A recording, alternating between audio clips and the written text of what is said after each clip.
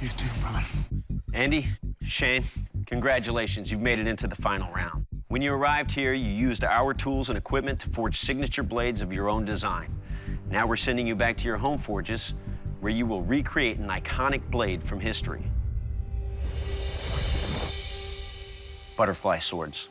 Badass. The butterfly sword, or hu de dao, is a Chinese weapon developed in the mid-19th century. Short and slim, two of these blades could be carried in a single scabbard. Their small profile also allowed them to be concealed in a boot or the sleeve of a robe. The butterfly sword was forged with a wide belly, which made it an ideal chopping weapon. Chinese militiamen in the late 1830s were outfitted with butterfly swords, which allowed for deadly close-quarters combat.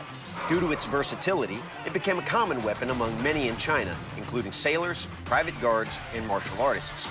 These weapons are also featured in one of the most popular kung fu films of all time, The 36th Chamber of Shaolin. Good luck. We'll see you in 5 days.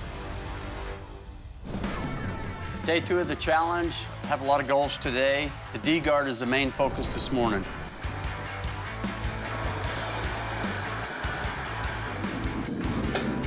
I think I'll still round it a little bit, but that's the brass knuckles, so we want that to be able to put an opponent out of commission. So after the D guards, we'll have to cut some wood for the handles. African blackwood is a very hard, dense wood. It's hard to cut, it's hard to drill a hole in, but it will take a nice finish. So I've got them dry assembled. I want to test these blades. I want to know they'll perform. The blade's hard. It was chipping a little bit because I had a pretty fine edge on it. I'm gonna have to change the edge geometry. Still a lot of work left to do. I need to make myself a quench tank. It does not have to be pretty, it just needs to hold the oil. This is for making horses poop. It's good for quenching spring steel, too.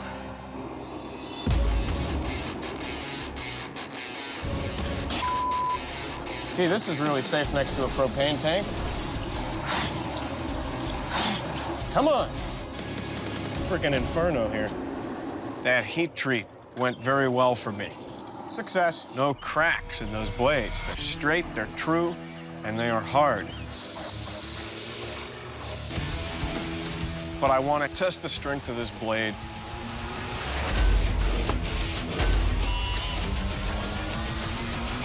Made very short work of that. It's time to quit fighting and just get her done. Day 5, I need to get the handles sanded out and finished. I need to get the D-guards sanded out and finished. And I have to sharpen the blades and do a little more testing. So now what I'm working on is the finial nut. This will cinch everything up tight when we glue it up. Close only counts in horseshoes and hand grenades. It's a constant battle. So that's the first time I've encountered that. That was a mess. I'm feeling a whole lot better now that they are actually assembled. I'm gonna build the handles today. I'm gonna fit everything up. I need to make a pair of nuts that I can use to cap the ends of the handle.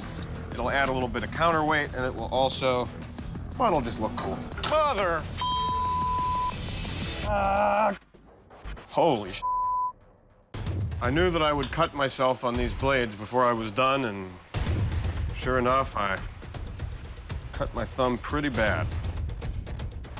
It's not a sword until it's drawn blood, so right now, painter's tape and paper towels will have to do the trick. As you can see, my shop is very sanitary, so I'm not worried about it. Where are my nuts? I can't have nuts that are too big, and I can't have nuts that are too small. My nuts need to be just the right size. Could have just slapped the hardware store nut on there, but decided to make my own.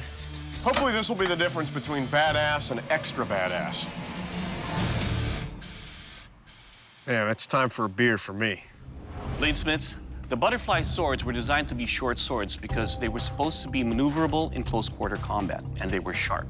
To test the sharpness of your blade, I will attempt to puncture, slash, and cut this trifecta of sandbags, sugarcane, and rope. Let's see how well your blades do. Shane, you're up first. Are you ready? I am, sir.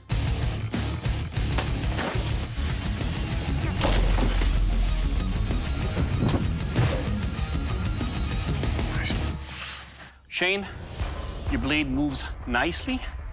it can definitely slash and thrust through the sugarcane. It's sharp enough to cut.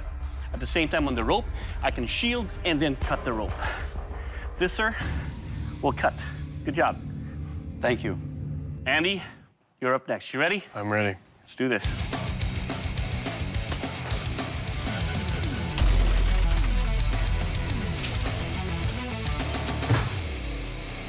Good job. Whoa, smoked him. Well, Andy, definitely you've got a nice point to puncture and lacerate. On the sugar canes, nice cut on my weaker side, and to use the blade as a shield, that feels good so I can deliver my power thrust. And it's sharp. This, sir, will cut. Good job. Thank you. Bladesmiths, this is the kill test. The butterfly sword, when sheathed, appears as one sword. But the minute you unsheath it, you have two swords. To see how lethal your butterfly swords are, I will deliver lethal blows on these ballistic dummies. Let's see how much damage your weapons can do. Shane, you're up first. You ready? I'm ready. Let's do this.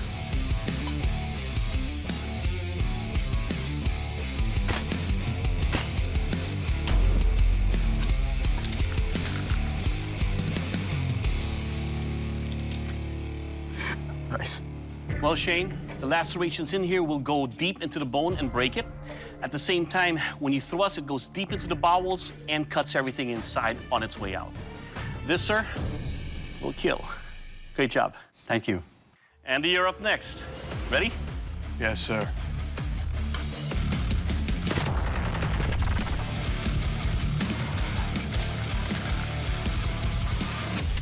Nice.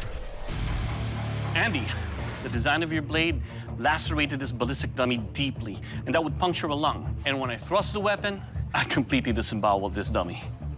This, sir, will kill. Great job. Thank you. Gentlemen, your final test is the strength test. The butterfly swords come from southern China. Now, though they were used by the military, primarily they were a civilian weapon. Now, to test the strength of your blades, I'm going to take 6 chops into this ice block. Now, if they're strong enough, that edge should hold up. Shane, you're up first. Are you ready? I'm ready. All right, let's do this.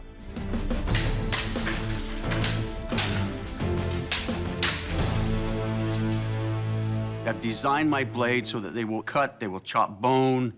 I'm pretty confident in them. All right, Shane, well, your edges held up beautifully. The weapon still feels nice and tight and well put together. What I do like is the fact that I can hold this weapon in one hand. Question for you. You only sharpened 2/3 of that blade. Is there a reason? The research that I did said that only the bottom third of that blade would not be sharpened because of the monks didn't want to kill somebody. They would want to thump them and not kill a person. I learned the same thing, but it was when you reversed it so you don't put a finger on that edge when you reverse that blade. But nice design. Well done, sir. Thank you, sir. Andy, you're up. Yes, sir. Okay.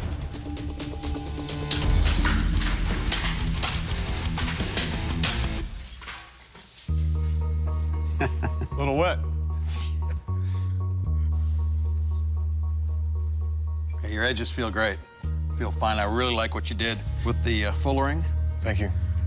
Couple of things.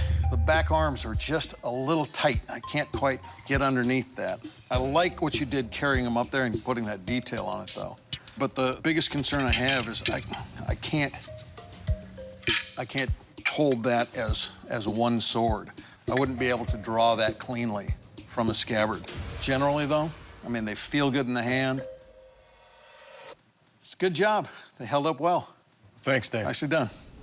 Andy, Shane, the judges have pored over the details of your weapons and they've made their final decision. Andy, Shane, you've both done some outstanding work. In this competition, there can only be one Forged in Fire champion. And that champion is... Shane, congratulations. You are the Forged in Fire champion. Good job. Thank you. Congratulations, brother. Well fought battle, bud. Absolutely. Of course, I would rather be the one taking home $10,000, but I absolutely believe the judges made the right decision. Congratulations. Thank you. Shane made a couple of excellent blades, and he deserves it. This is Andy Alm, over and out. Shane, congratulations. You are the Forged in Fire champion and will be receiving a check for $10,000. Good job. Thank you. I'm feeling wonderful. This is the moment I've been waiting for. The journey is the fun part, you know? I'm very happy. So what are you gonna do with the money? I have a family that sacrificed a lot, so we'll have a family council, and they will decide. It's awesome.